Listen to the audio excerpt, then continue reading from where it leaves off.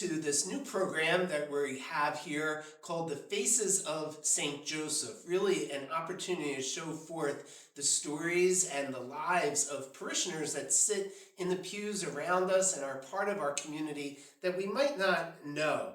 Um, in them, we see the face of God.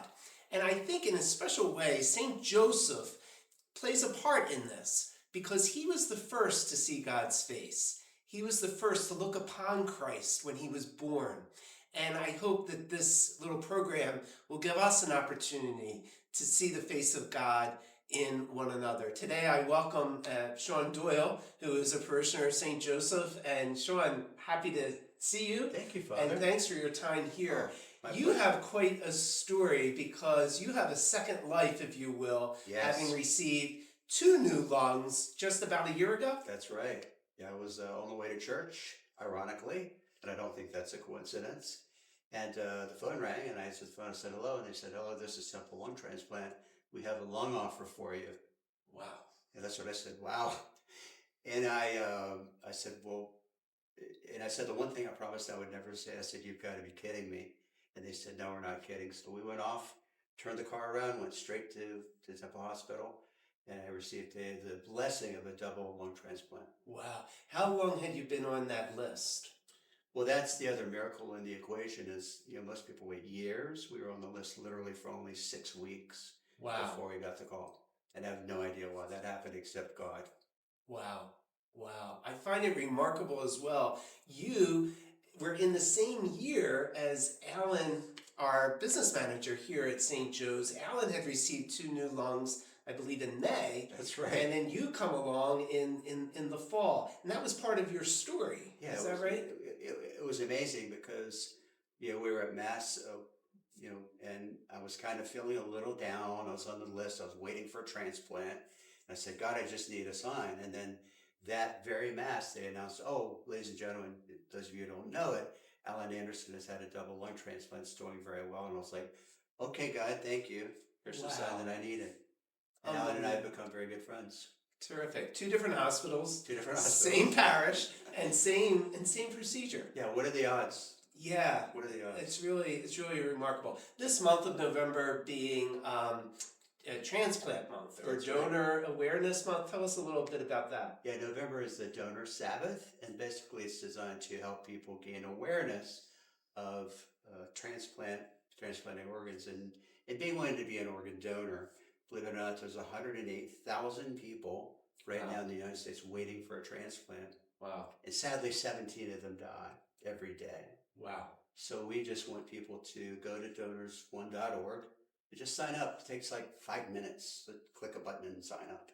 Mm-hmm. You can give the gift of life to other people. Yeah. Yeah, I oftentimes when you get a new license, I know for myself, I just moved here to Downingtown this year, and you're often asked that question, and it might raise some questions, but definitely something to think about and to consider, and especially to see the recipients of this. Did you know where your lungs came from?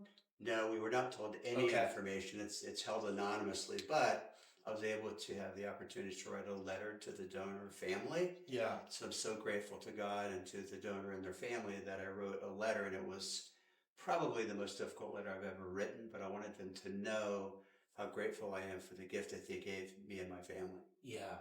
Yeah. And on this side of it, coming in on a year, how has this affected your faith, your life? You have a new life.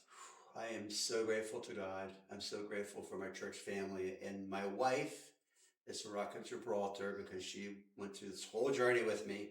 It was there like this rock the whole time with her support.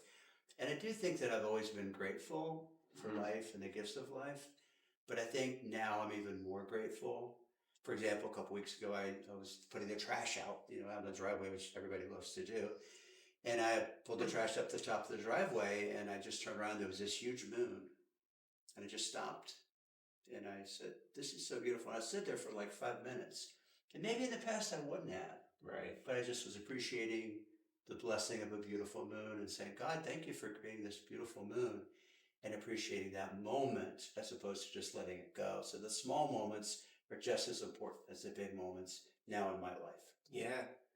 And that was a big moment of getting a two new lungs. I Amazing. think in this month of November, where we're getting ready to give thanks, we're celebrating Thanksgiving. We always hear those words, and we want to be grateful people. No one wants to be miserable, but to see how that gratitude is experienced and shared, and to receive the gift of life, Uh, and to be a giver of that, that's the heart of it, not just in the aspect of our secular lives, but all of life. Um, and I just thank you for your witness. oh, you're very welcome. Thank you for your time. Yeah, absolutely. I encourage you to take a look at that website, which will be in the notes here, and be on the lookout for Shawn in church. You never know who's around you, but in everyone we can see the face of God. Have a good day, everyone.